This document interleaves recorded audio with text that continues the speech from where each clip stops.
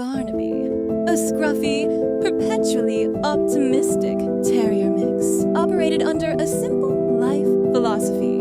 Everything in the house was a toy, and all toys existed purely to be disassembled. His owner, Clara, loved him dearly, but her life had become an endless, low-stakes, forensic investigation. The latest crime scene was the living room. Clara walked in after work and immediately sensed a disturbance in the force. Everything looked normal, which, to a Barnaby, was the most suspicious sign of all. She flipped on the TV. Nothing. She mashed the power button on the remote. "Barnaby," she said, "I'm the dog who is currently feigning deep sleep on the rug. Tail completely motionless. Where's the remote?" Barnaby opened one eye, sighed dramatically, a sound that suggested he was burdened by Clara's constant inquiries, and then tucked his nose firmly under his paw. Clara began to search under the sofa. No. Between the cushions, just dust bunnies and 3 forgotten pens. Clara lifted the pillow on his bed. Nothing. She sighed. This was going to take hours. Just as she stood up, she heard a muffled, mechanical voice.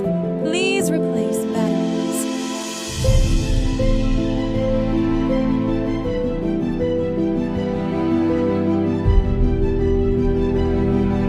Batteries critically low.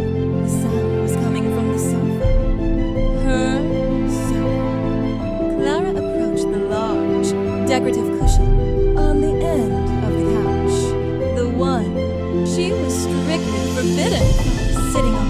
The one Barnaby treated as his throne. The cushion was intact, but with the gentle touch of an archaeologist, Clara lifted the cushion and turned it over. The bottom zipper, which had been invisible just moments ago, was now open by a good 6 inches. Peeking out of the small gap was the head of the remote, nestled securely inside the cushion's stuffing, surrounded by a pile of perfectly shredded memory foam. Barnaby hadn't eaten the remote. He had simply conducted a complex, hours-long internalization project, deciding the sofa cushion was the ideal storage unit for important electronics and soft, fluffy rubble. As Clara extracted the remote, remarkably unharmed, minus the mute button, she looked over at Barnaby, who was now sitting bolt upright, wagging his tail with fierce pride. He trotted over, dropped the rogue mute button at her feet, and then presented her with a half-eaten carrot he'd clearly stolen from the counter.